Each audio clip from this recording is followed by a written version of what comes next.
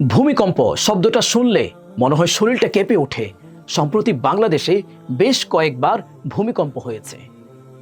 পৃথিবীর ইতিহাসে একটি শক্তিশালী জাতি ছিল, এতটাই শক্তিশালী যে তারা পাহাড় কেটে নিজেদের ঘরবাড়ি প্রাসাদ নির্মাণ করত। অত্যন্ত শক্তিশালী একটি জাতি ছিল, নাম ছিল সামুদ জাতি।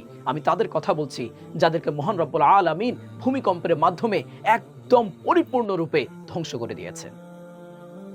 তিনি তাদেরকে এক আল্লাহর ইবাদত করার জন্য দাওয়াত দেন, তাদেরকে গুনাহমুক্ত জীবন গড়ার জন্য দাওয়াত দেন, কিন্তু তারা তার কথা হাস্যরূপে গ্রহণ করলো। তারা বলল, তুমি তো আমাদের মতোই একজন মানুষ, আমরা কিভাবে মনে করি তুমি যে আল্লাহ তাআলার নবী? আচ্ছা, একটা কাজ করো, ওই যে পাহাড়টি দেখছো, ওই পাহাড় থেকে যদি একটি ওট বের করে দেখাতে পারো, তাহলে আমরা ধরে নিব তুমি আল্লাহ তাআলার নবী। অতঃপর আল্লাহ তাআলার হুকুমে শক্তিশালী ওই পাহাড় থেকেই একটি উটনি বের হয়। কিন্তু আল্লাহ তাআলা নির্দেশ দিয়ে দেন, এই উটনির প্রতি তোমরা কোনোরূপ খারাপ আচরণ করবে না। তোমরা যেখানে তোমাদের গবাদি পশু এবং তোমরা নিজেদের জন্য পানি পান করো যে কুয়া থেকে, সে কুয়ার মধ্যে একদিন বরাদ্দ থাকবে ওই উটনির জন্য, আরেকদিন বরাদ্দ থাকবে তোমাদের নিজেদের জন্য। এভাবে চলতেছিল। কিন্তু দুর্ভাগ্যবশত এই জাতি আল্লাহ তাআলার এই আদেশকে এক পর্যায়ে ভুলে গেল। তারা ওই উটনিকে নির্মমভাবে হত্যা করলো।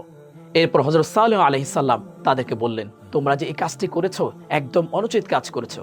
তোমরা আর মাত্র 3 দিন সময় পাবে।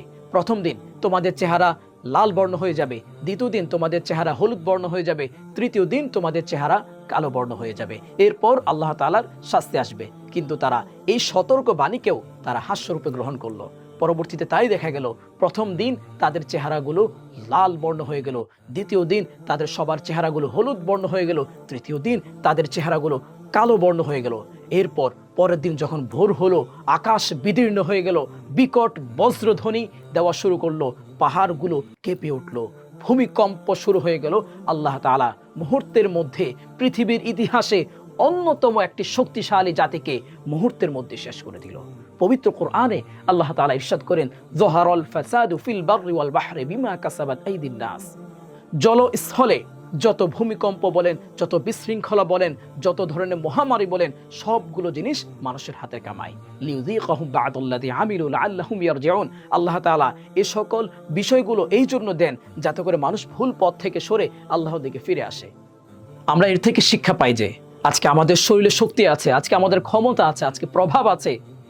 আজকে আমি যা ইচ্ছা তাই দেখছি, যা মন চায় তাই ভাবছি, মন চাইলে নামাজ পড়ছি, মন চাইলে নামাজ ত্যাগ করছি, মন চাইলে অমুকের হক বেড়ে খাচ্ছি, মন চাইলে মিথ্যা কথা বলছি, মন চাইলে গান শুনছি, মুভি দেখছি, অশ্লীল দৃশ্য দেখছি।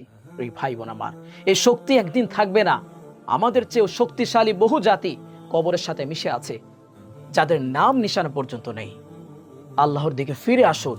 আমরা সবাই 5 ওয়াক্ত নামাজ আদায় করি, সব সময় সত্য কথা বলি, কারোর হক নষ্ট করব না, রাসূল সাল্লাল্লাহু আলাইহি ওয়াসাল্লামের সুন্নাহ অনুযায়ী জীবন গড়ি। আল্লাহ তাআলা আমাদের সবাইকে কবুল আর মনসুর করুন। সবাই ভালো থাকবেন, সুস্থ থাকবেন। আল্লাহ হাফেজ। আসসালামু আলাইকুম।